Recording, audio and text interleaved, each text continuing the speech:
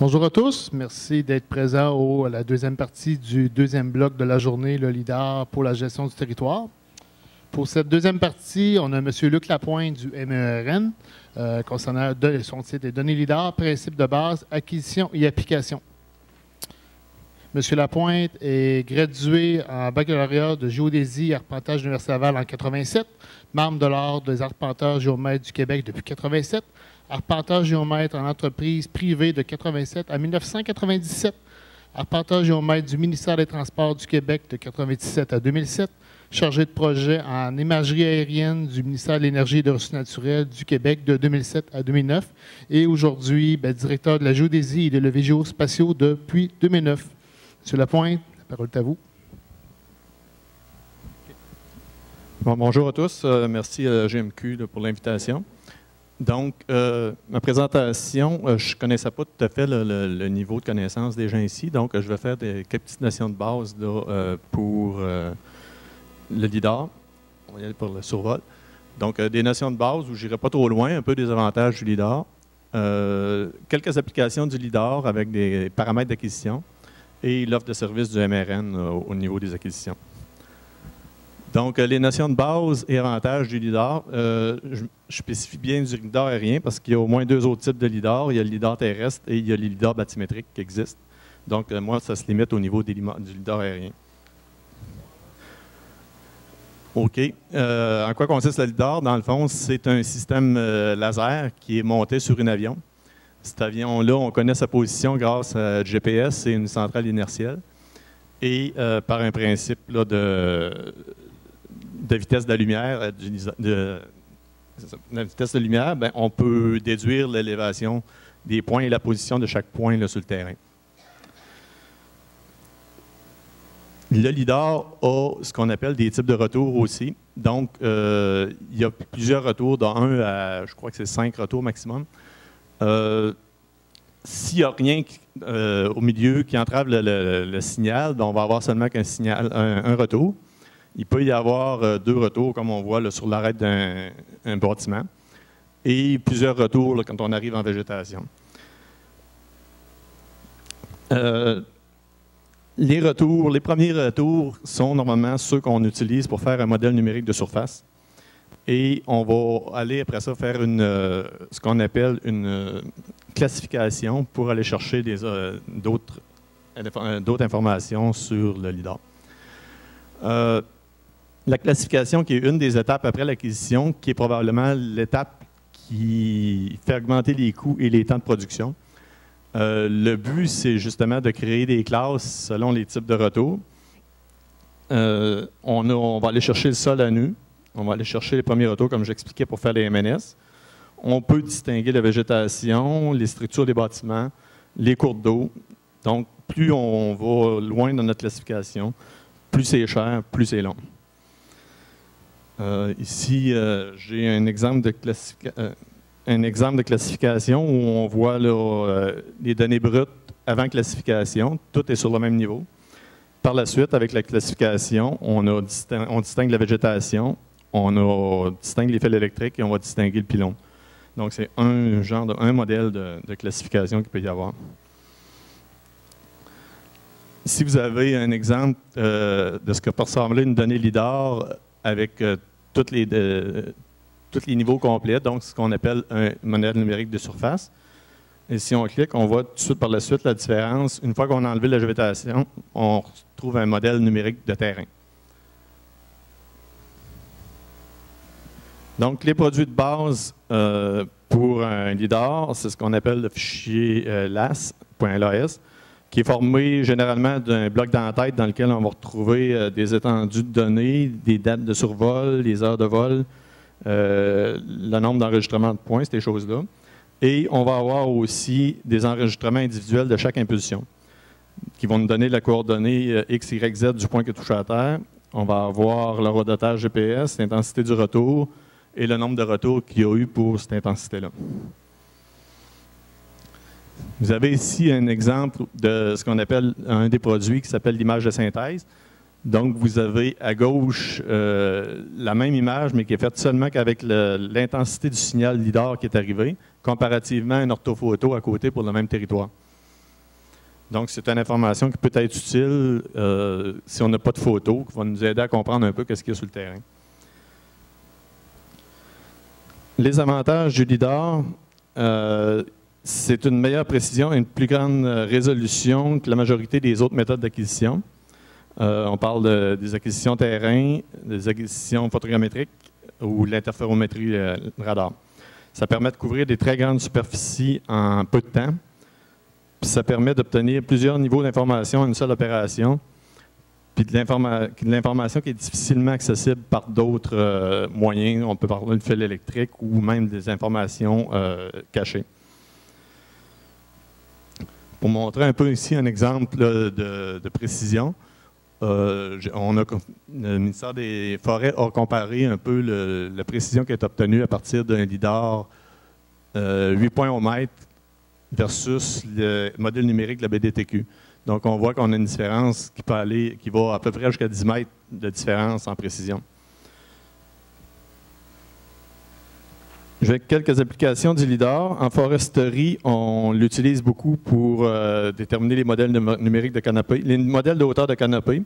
Donc, la façon de faire ça, c'est qu'on prend un peu, comme on disait tout à l'heure, le modèle brut qui représente la surface des arbres. On a notre modèle numérique de terrain qui représente le sol à nu.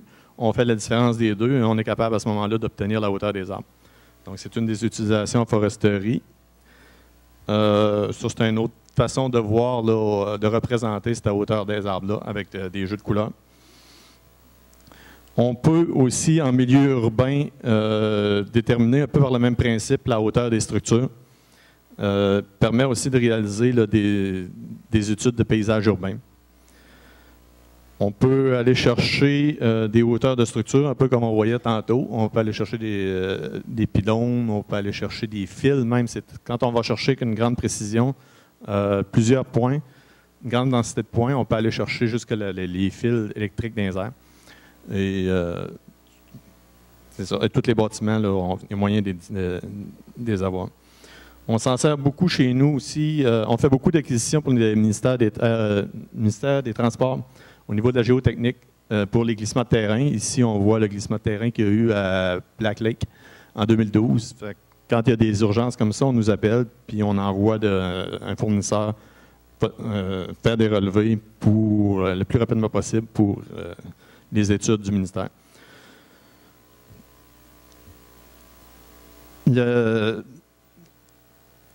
Ça permet au ministère des Transports aussi de voir des choses qui seraient invisibles sans ça. Ici, on prend un exemple d'une rivière où, à première vue, on ne voit pas de glissement de terrain. Si on clique, j'ai cliqué sur celle-là. Si vous regardez où il y a des tirets, il n'y a pas encore, on ne voit pas grand-chose apparaître encore. Si on passe à la prochaine image, bien, si vous regardez aux mêmes places, on peut recliquer un autre coup, vous voyez, le ministère des Transports, à ce moment-là, voit qu'il y a déjà eu des glissements de terrain à cet endroit-là. C'est à peu près la seule méthode qu'ils ont trouvée pour voir où il y avait des glissements de terrain historiques.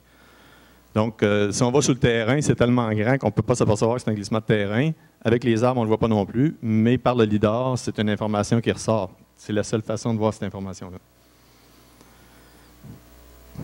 On peut s'en servir aussi pour faire de la cartographie topographique. Donc ici, vous avez un exemple de modèle numérique là, qui a été fait à partir de LIDAR. Ça sert beaucoup en hydrologie pour les zones inondables, les zones d'érosion. Donc on peut faire des simulations d'inondation à partir de données LIDAR, monter artificiellement le volume, le niveau des eaux pour voir ce qui serait inondé en cas de crue des eaux. Finalement, on s'en sert beaucoup aussi pour faire ce qu'on appelle d'octorectification. Donc, on se sert normalement du modèle numérique de surface, contrairement à avant, où on prenait le modèle numérique de terrain, ce qui nous donnait une octorectification standard. Maintenant, avec le modèle numérique de surface, on a ce qu'on appelle une octorectification vraie, ce qui veut dire qu'il y a moins de déformation au niveau des structures. Il y a aussi l'extraction automatisée qui est encore, je dirais, au niveau expérimental qui s'en vient. À ce moment-là, on devrait être capable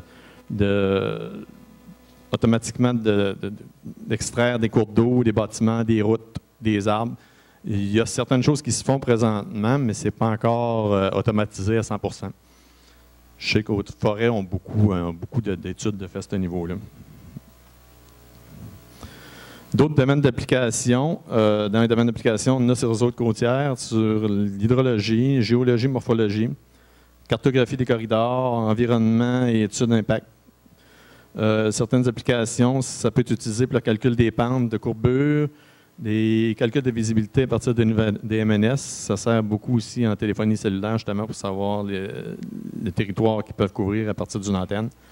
Le calcul de drainage et des bassins versants, comme là, ça parlait tout à l'heure. L'analyse combinée de lidar de l'imagerie pour donner un peu plus de poids à l'imagerie. Et il peut y avoir le lidar multitemporel pour faire des analyses d'avant et après, un peu comme on parlait dans l'autre salle ce matin là, pour des carrières ou savoir le volume de sédiments qui peut avoir été enlevé.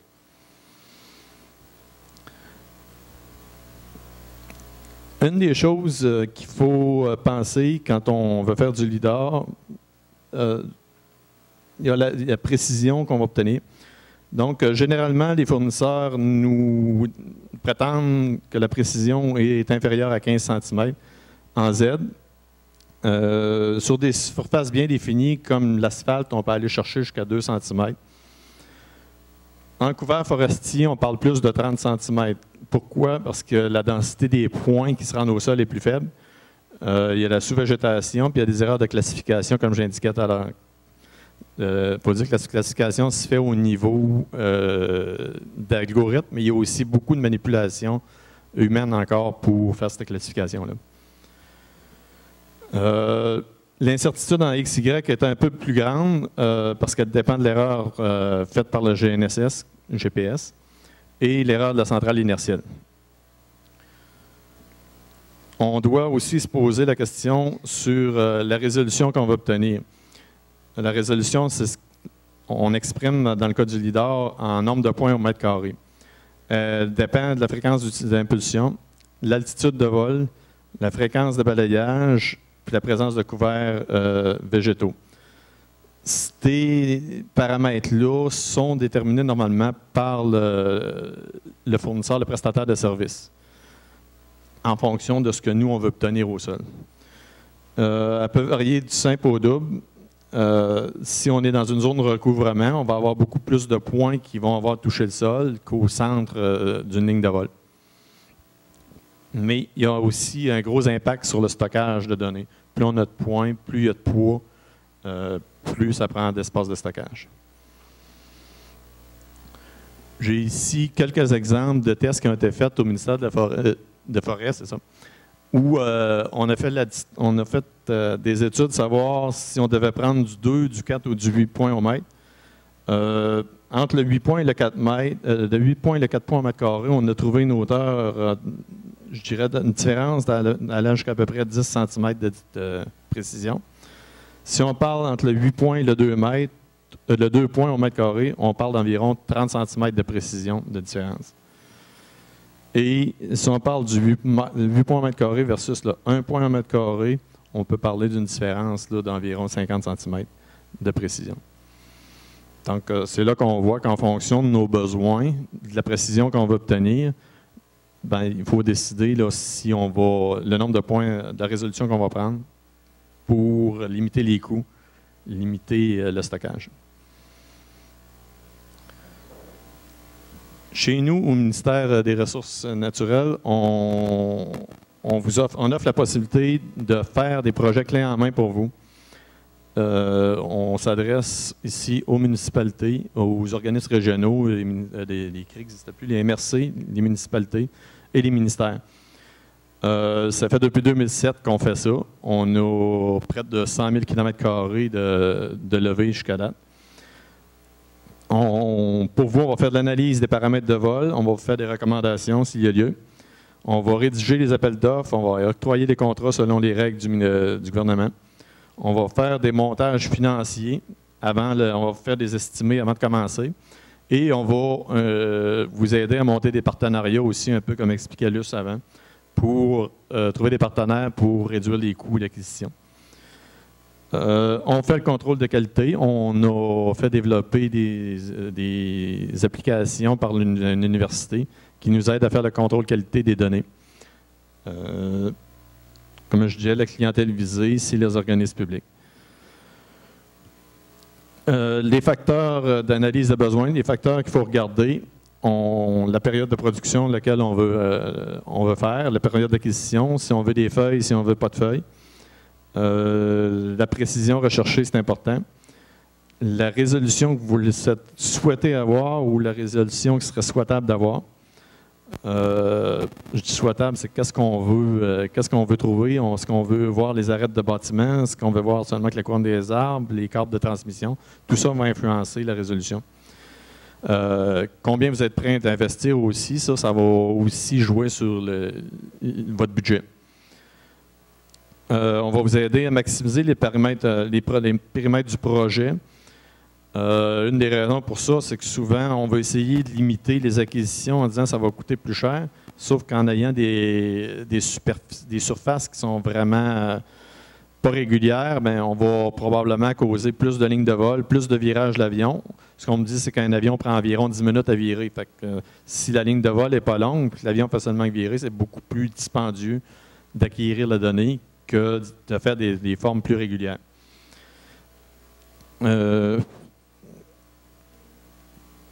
Okay. Les tendances de coût, ce qu'on voit ces années-ci, pour des petites superficies, je parle des petites superficies d'environ 500 km², on voit des prix qui vont varier entre 100 et 200 $ du km².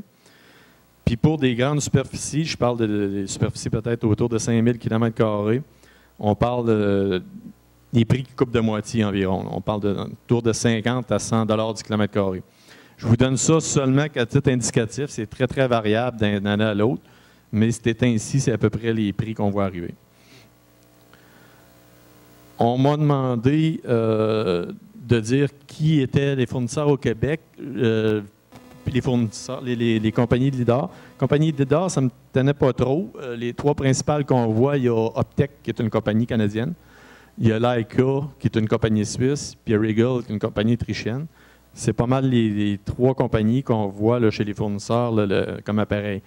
Pour ce qui est des fournisseurs québécois, j'aime autant pas trop m'embarquer là-dedans parce que c'est variable. Il y a des consortiums, ça arrive d'un bord de l'autre. Tout ce que on constate présentement, c'est qu'il y a peut-être entre 8 et 10 lidars, là, selon nos estimés, là, au Canada.